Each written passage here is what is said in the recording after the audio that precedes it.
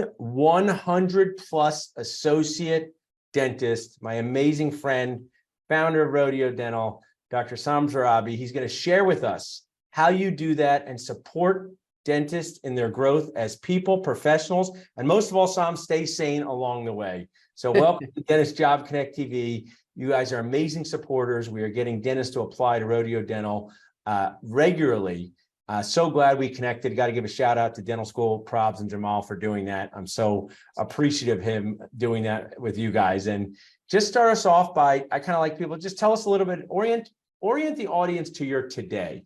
I don't need to know where you went to high school. Okay. I know now, orient everyone. What did you do today in leading Rodeo Dental to success? Yeah, well, first of all, thank you for having me on. Also, kudos to you and what you're building. I talked about this at our event. You have built a platform that is incredible for dentistry and really having the necessary conversations in today's environment. Just love what you're doing in the team and love the event in Philly. So can't wait to be back. Love that. You guys did an amazing job. I still talk about the Iron Cowboy. That was a huge, huge thing. He was great. I used 0.24%. Don't let negative people ruin 0.2% in your journey. So yes. We all need that. Absolutely love it. So I'm Dr. Saam Zarrabi, co-founder, Rodeo Dental, CEO. We have 44 locations throughout Texas, Colorado, and Arizona. We originally started in Fort Worth, right by the stockyards, the famous stockyards, home of the famous rodeo. And we've built organically since 2008 and have grown. I come from a family of dentists. My stepfather, my wife's a dentist, my little brother who also works with us, and my partner's obviously all third, fourth generation dentists. So have a deep, deep love for the tradition and history of dentistry, but also realize it's been changing. And so we've got over 200 providers across all the specialties. Wow. We have a true group practice model, and I'm really honored about the team we've got and the people that we work with day to day. And you guys really walk the walk. We'll bring ourselves up bigger on this soon so everyone can see us bigger, but I want to show some of these graphics. This is on Job Connect. People can apply by texting Rodeo to 215-798-9897. Love what Matt Funk and your team is doing. He is a unique character, Matt. You're lucky to have him on your side. He's done some great work with our team. But just, we're going to go back in your story, but we're talking about the now. You have 44 locations, you have 200 dentist providers across that. Dentists can get excellent compensation, but tell us about, I like on here, full doctor autonomy. Both you and Yaya really impressed upon the audience that patient care comes first. And any group practice model from 300 to 300 locations can get the feedback that maybe they don't put the patient first, maybe they care more about volume. Tell us about your full doctor autonomy message to your associates. Well, look, myself, Yaya, Dr. Degoni, Dr. Dunklin, all of us have lived in the chair, both growing up around it and then subsequently, after dental school. And dentistry is tough. It's a stressful healthcare service line. We're dealing with fear, anxiety, and all these issues that the patients come in with. And so we always wanted to build, sort of our experience from dental school, that true group practice model. And so from day one, we were able to incorporate pediatric dentistry, orthodontics, endodontics, oral surgery, all under one roof. So our typical dental practice is a lot bigger. We're typically retail facing, 5,000 square feet, lots of chairs. So typically 2 or 3 dentists will work in the office on any given day with the specialist rolling through. And it just creates a really nice way to collaborate, share best practices amongst cases. Dr. Mansour hosts this amazing set of mini residencies where our specialists will host, a day around just complex oral surgery, implant mini residency. And I want to always say, I just interject with good ideas. I tell my wife, I don't interrupt, but that was a really cool thing I heard about at your event, is that these mini residencies, dental school just simply does not deliver enough reps, enough practice shots. It's well documented. I wanted to play professional basketball, and that did not work out. But I wanted say all the baseball. I was a time, Dodger fan, man. I was hoping for a baseball career, I but like that. I like that. Steve Sachs, you're a little younger than me, but Steve Sachs and I know Oral Steve Sachs. Hershiser. Yeah, of Yeah, course. Oral Come Hershiser. on. I actually have a basketball court in the building I live in, and I use it, Right Global, who's an awesome sponsor. I say, in basketball, you can go shoot free throws, you can shoot 3-point shots, you can work on your game, get out of your comfort zone without a lot of risk, without a lot of pressure. And what's brutal about dentistry is it's pretty much all game time stuff, which Yes. is so stressful. But you've created these mini residencies. Walk us through that. Do you get patients that you deliver discounted dental care to or free dental care? You literally have specialists looking over the shoulder of your GPs. Talk us Yes. through. So Yaya and I always have had a passion for education, and he really has, coming from his dad, who set the record in continuing education hours around the country when he did. And so from that passion came this desire to want to share and educate our team members in some of the best things we experienced. In lieu of that as well, we work with organizations like Dentists Who Care, Smiles for Life, and a lot of great organizations that we want to provide volunteer dental care to patients who may not have the means to pay for it. So we thought, hey, what if we combined education and live practice and create a really cool platform to where doctors can get some experience to some complex stuff they may not be able to get on a normal basis. Right. We have a great team of specialists that can teach a course. It could be over a weekend or just a day. And so patients get taken care of, the teams get some CE credits, and you get to learn some great dentistry that you might not normally get in dental school or in your day-to-day practice. And so we've built the system in, and it's taken off. The docs love it. And it kind of creates those great conversations about that true multidisciplinary care you don't normally get exposed to in your day-to-day life when you're in that little zone of, I got to get through my next patient on the schedule, or I got to get these fillings done. So it just creates a really nice dynamic. And what I'll share is I'll give this joke credit to Mike DeTola, because he said dentists are the only ones foolish enough to work on their patients while they're awake, right? And it's a really good joke, because I've had some things done, and residents in a hospital work with attendings, and if you're asleep, you don't know who's working on you, and it's the attending's job to make sure it goes right. And no one ever learns unless you teach someone else, right? So when someone goes, hey, when I want something done, whether it's a haircut, dental work, do you want the best of the best person doing it? They go, yes. I go, well, how's anyone else ever supposed to learn? We would never be able to provide more care. And I think that over the shoulder collaborative approach is magical, because I work with young dentists all the time.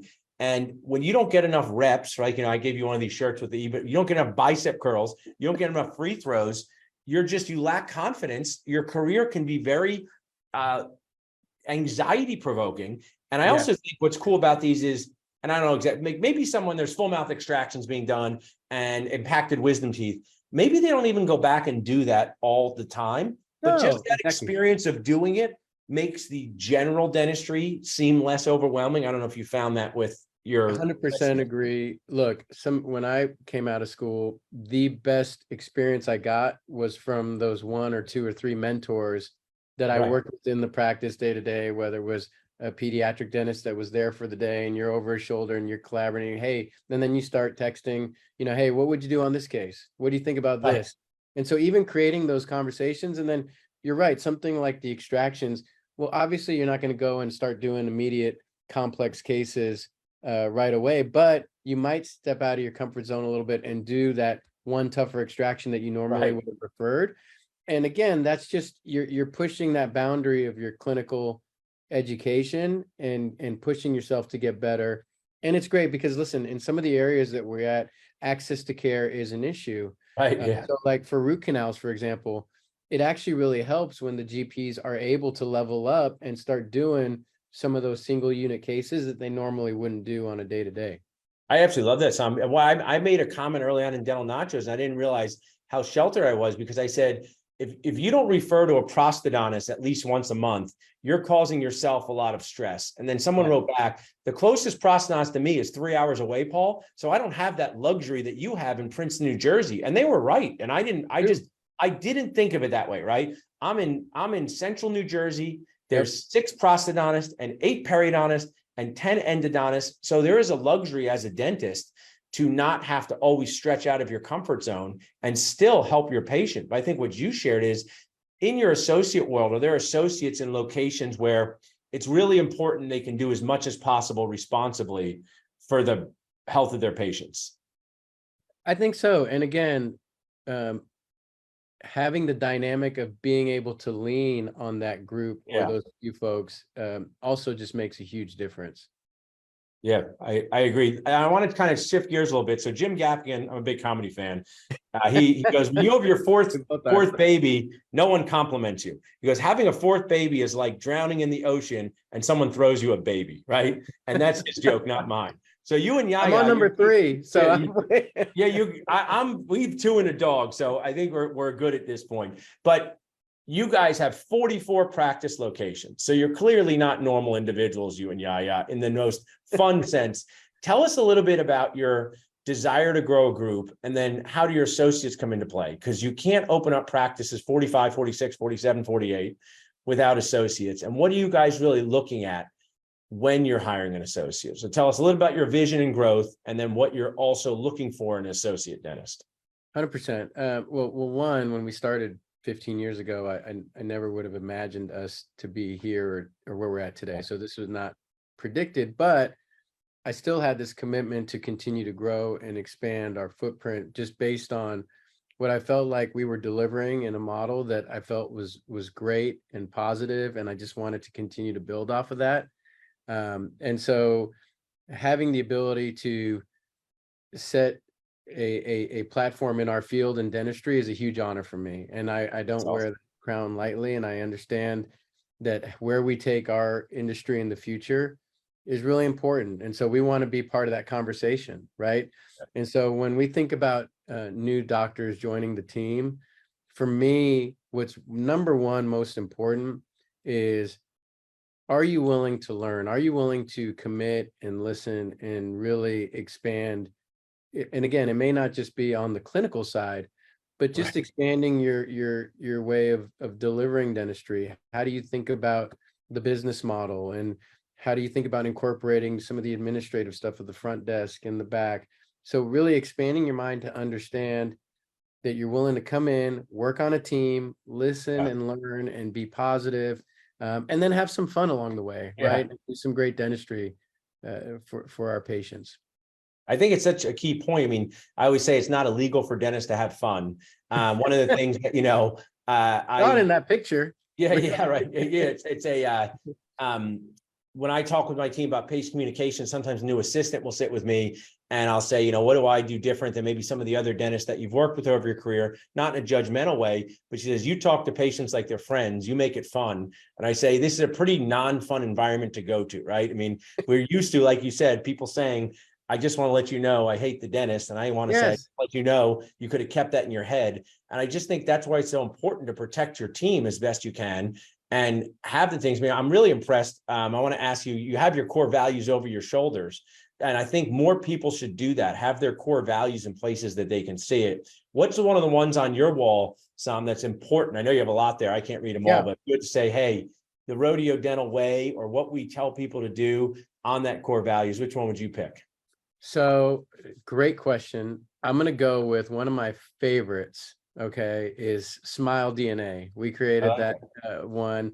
And so what Smile DNA stands for is we want to work around people that are positive and give you that energy where you walk in, you just meet somebody. Like when I met you the first time, we're cracking jokes. We're talking about dad stuff. We're talking about the pains of dental school and sharing stories. And you brought us a genuine smile to my face, right? And so you have that Smile DNA. We work in a field where we're talking about building smiles and confidence in people day in and day out.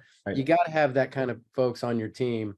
And so that's something that we hire by and fire by. Like that's an important piece, because you got to have that in the team dynamic. I love that concept of Smile DNA. And I think there's just, dental school just focuses so much on what goes wrong, negativity, not getting to the next step. And I just think it sets people up for just such a difficult professional career. And I think it's really unfair, right? I mean, how many times in dental school where you told what you did well, right? I'll wait, right? You might have had those few magical instructors, and I had them too. And I still know one to this day who I value tremendously. He gave the "you can do it, Paul" thing. Yep. But I think it's a key part, because one of the things that's, I always say, we go to school to be professionally weird, and people laugh, but my good friends how do business, hedge funds, real estate.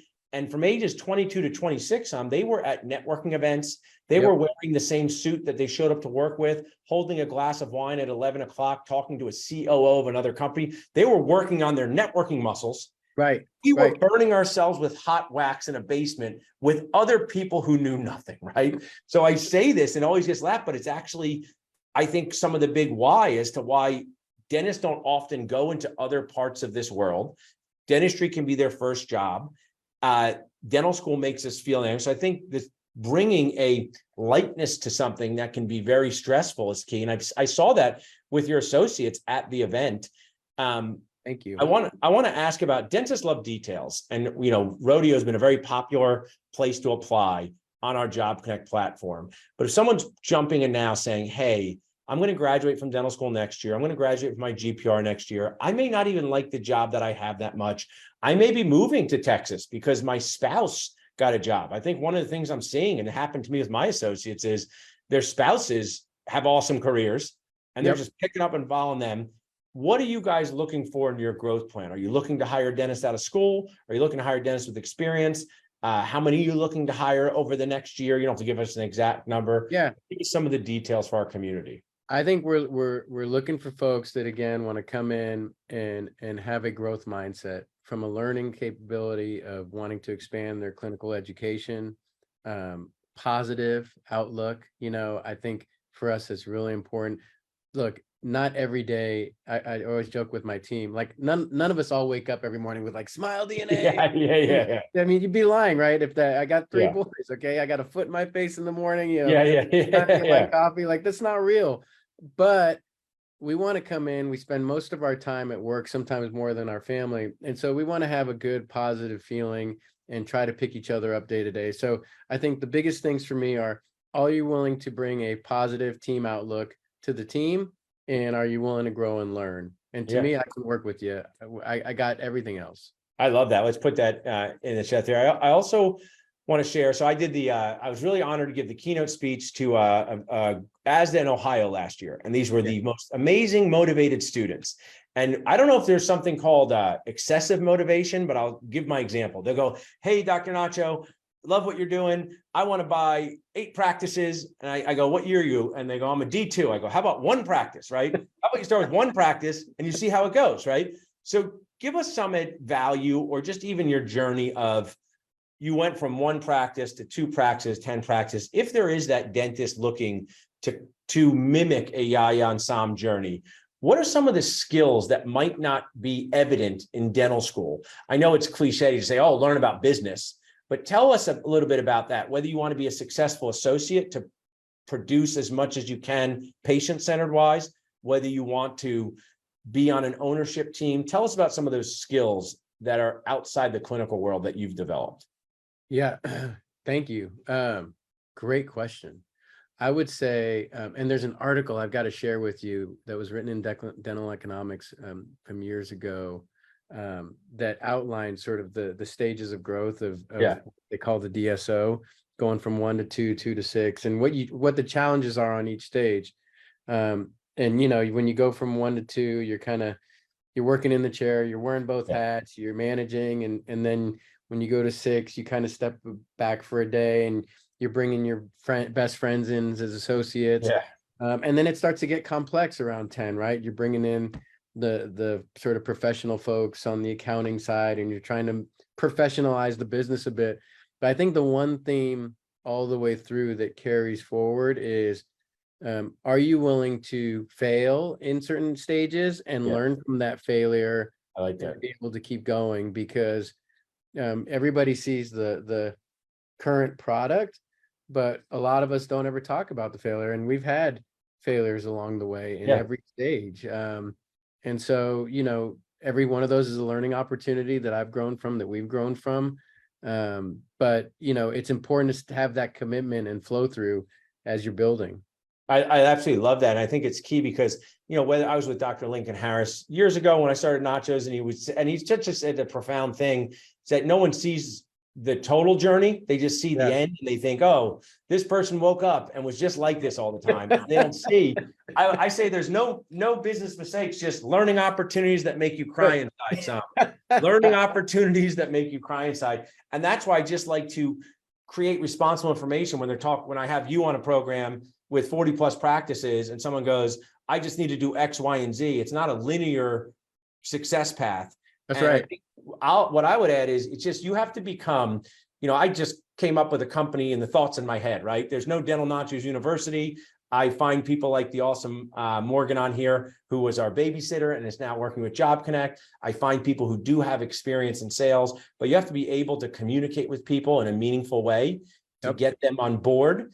And sometimes growing a business, the technical people are the easiest. Like dentists go to dental school and you can say you have to do a crown and filling, but when you're growing, I met Rose, the chief people officer, and those are just, I'm just wildly impressed by how much you invest in your culture. We'll spend a few more minutes talking. So tell us a little bit about the culture outside the operatory, because I've already interacted with the Jennifers and the Megans and the Roses and the Matts, and they reflect the awesomeness of Yaya and Saam. So if you're an associate dentist applying, I noticed the camaraderie of the clinical and non-clinical teams. So tell us a little bit about that culture. I love building a great culture. It's one of the highest honors when people talk about us as being one of the great culture companies in dentistry or healthcare. It's a huge honor to me because it's testament to our people, right? I grew up studying some fantastic brands. Rose, you mentioned, she comes from the Ritz-Carlton. Yeah. And one of the brands that I have a ton of respect for when it comes to culture and service standards. And so from day one, we've organically built upon our mission and core values. They haven't always looked like this. If I got to show you on one of our next deals, our original view of what it looked like. But it literally was us writing it down, printing it on a card, and consistently staying committed to what is our identity from a core of who we are as a culture, and then building in that consistency and repeatability where we talk about it every day in our morning opportunity meetings, 9:45 a.m. in the company across every practice. That huddle happens. And we share one of the stories from the day before that are positive. We go through some of the core values. We have a culture guide that we work off of that has 25 principles that we review each day. So, and then we attach stories to those and celebrate the good moments of where they're highlighted. And then on the flip side, when they don't go right, we highlight those as learning opportunities and stories. I think, part of it is the first thing is, do you have it written down, right? And a commitment to it. And then have you built in the consistency and repeatability to where you're going through it day by day and then empower your team to turn the volume up and let them show you what their version of it looks like through their lens. I love all that. That's just true gold. And it's just, as you were saying, you just need a tremendous amount of emotional resiliency, not more than financial resiliency, more than extraction resiliency. It's that emotional resiliency that you must develop with your team, because it's very easy to get overvalue things that don't go as well, or sometimes just unhappy people in your orbit, right? Some people say to me, Paul, you're very lucky, you don't have to do any more class 2s, and you're so lucky, Paul. And I go, my customer is the dentist. Do you think it's easy to work with you? And they go, oh yes, I remember now. Because I just want to share with you, if there's a contest of toughest customers on earth, dentists are way up there, right? They are not easy customers so I have my team celebrate their SOAs, sense of accomplishments, and we get on Zoom, and before they launch into who was upset about this, I insist they say what was something they were proud of, what's something they got off their checklist. Because one of my business coaches said it, we're all just managing this energy each day. And I think what you're sharing with Rodeo is that it's a team effort to get dentists through this world. You guys are. And my last thing I kind of want to ask you, Saam, is, and I don't even know this answer exactly, the associate journey through Rodeo. I think I saw Yaya put something on Instagram about this, and it looked cool, but I didn't totally. Is it let's say they're working for you for a couple of years and doing great clinical dentistry, and they could go and buy their own practice, which I'm sure you support, but they also could stay in the rodeo orbit. Is there a way for them to grow with the company? Absolutely. Clinicians in their career. Tell us about that as we wrap up. Absolutely. And our goal is to continue to enhance and make that better. So one is, do you want to just make yourself better as a clinician? So we talked about the mini residencies and the continuing education. So we want to give you all of those opportunities to go develop. Beyond that, we have leadership roles within practices themselves, within the regions, within the state, that we allow our docs to grow into. We now are offering opportunities to be a part and have ownership within the organization itself, because I think that's really important. And we want to give our docs an opportunity to be part of the brand on a bigger scale. Nice. And so as we continue to grow, there's more opportunities that continue to develop.